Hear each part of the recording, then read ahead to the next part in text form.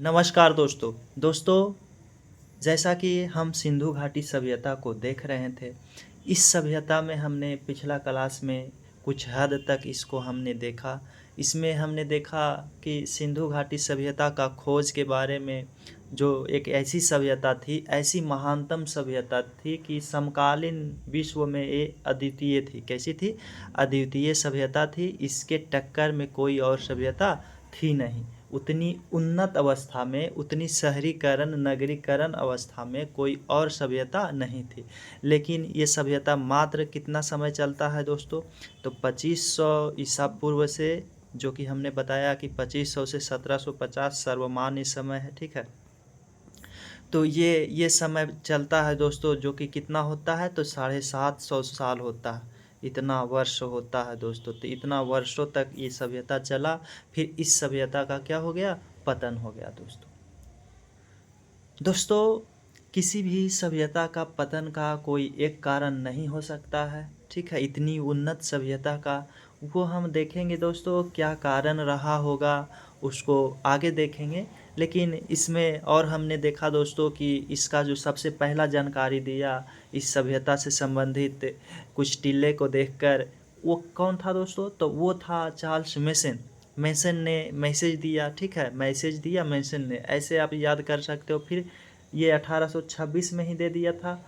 और 1853 में 1853 में कनिंघम ने बताया दूसरा बार। ठीक है, फिर ये लोग ने केवल टिल्ला को देखकर ये संभावना व्यक्त किया कि यहाँ पे कोई सभ्यता होगी। ठीक है, फिर जब बर्टन बंधु, दो भाई था। ठीक है, बर्टन और बंधु, ये दोनों जब रेलवे निर्माण के कार्य हो रहा था कराची और लाहौर के मध्य, तब इन लोगों ने देखा, जब उत्खनन कर रहा था। ठीक है, तो कुछ क्या देखा?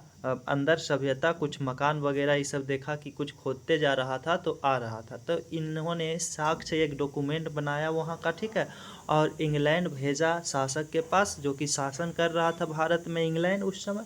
तो उन्होंने उतना दिलचस्प लिया नहीं भारत के कुछ वैसी संस्कृति को जानने और बताने के लिए। ठीक है, फिर दोस्तों पुरातात्विक विभाग का स्थापना, पुरातात्विक विभाग जो कि क्या करता है, जो पुरातन जितना भी संस्कृति सभ्यता है उसकी खोज करता है, उसकी स्थापना भारत में 1904 में होता है। इस समय कर्जन जो है, लॉर्ड कर्जन रहता है, क्या वायसराय, ये वायसराय रहता है।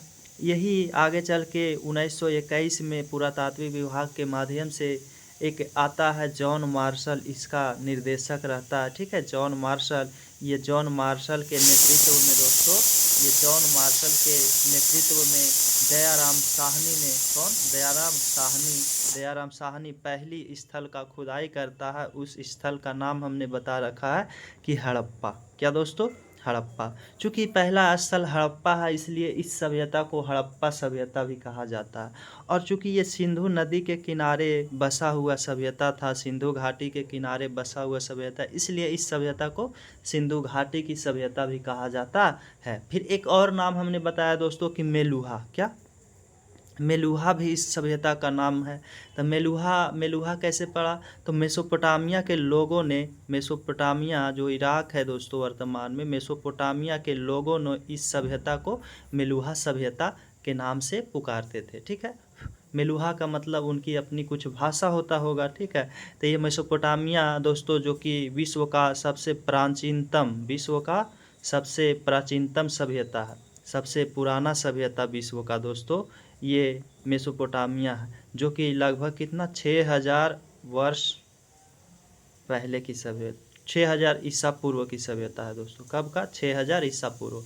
और सिंधु सभ्यता 2500 ईसा पूर्व। लेकिन मेसोपोटामिया की सभ्यता ये ग्रामीण सभ्यता थी दोस्तों। कैसी थी? ग्रामीण। और सिंधु सभ्यता कैसी थी? तो ये जो है सिंधु सभ्यता, वो शहरीय या इसी को नगरीकरण नगरीय सभ्यता कहा जाता है दोस्तों।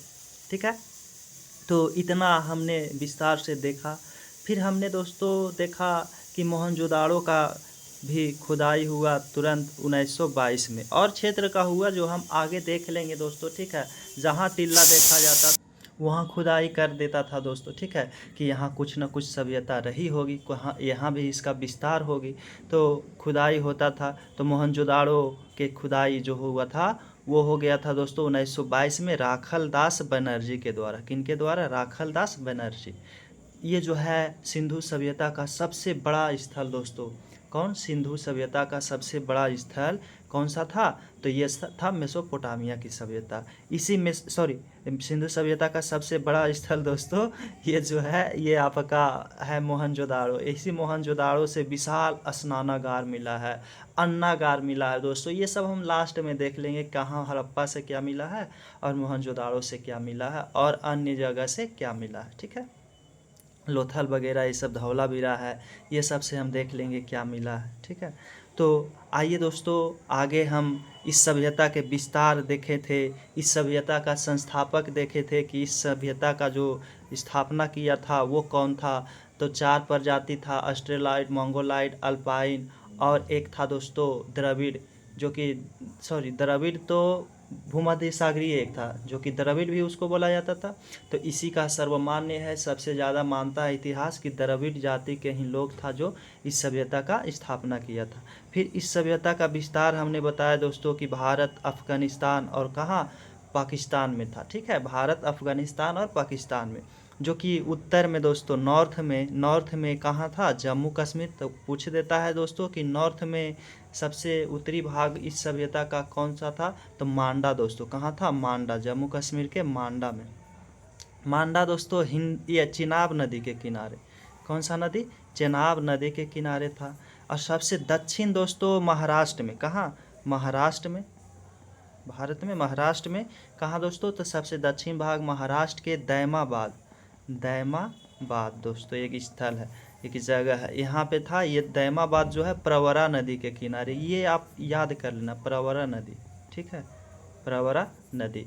और ये है दोस्तों ईस्ट है, ठीक है, ये साउथ है, ये ईस्ट है। पूरब में दोस्तों हमने बता रखा उत्तर प्रदेश। क्या?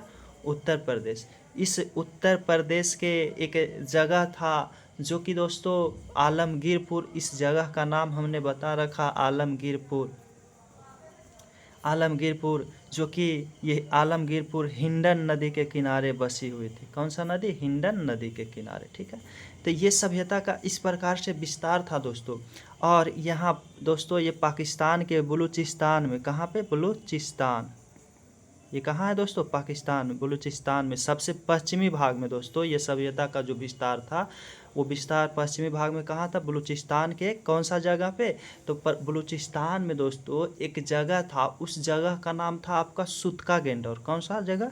तो सुतका गेंडौर। ये सब हमने पिछले क्लास में बता रखा है। सुतका गेंडौर कौन सी नदी के किनारे बसी हुई दोस्तों? तो दास्क नदी हमने बताया, दास्क नदी।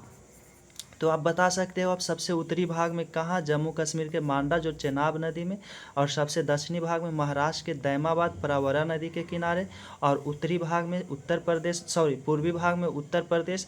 यही उत्तर प्रदेश का अभी सबसे नया खोजा गया स्थल है हाल ही में दोस्तों, मतलब सबसे नया खोजा गया स्थल है सिनौली, ठीक है, ऐसा माना जाता है। इसके पहले ये माना जाता था यहाँ से तलवार मिला है दोस्तों, सिनौली से क्या मिला है?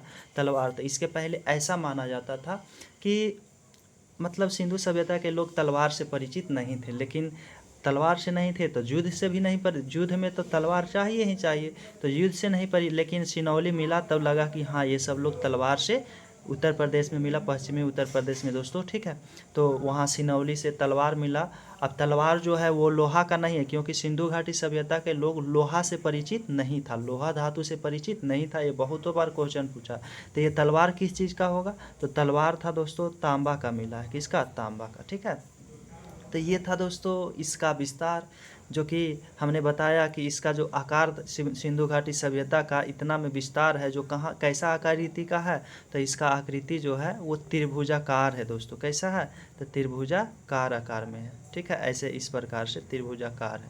तो त्रिभुजाकार है जो कि दोस्तों 12,99,600 वर्ग किलोमीटर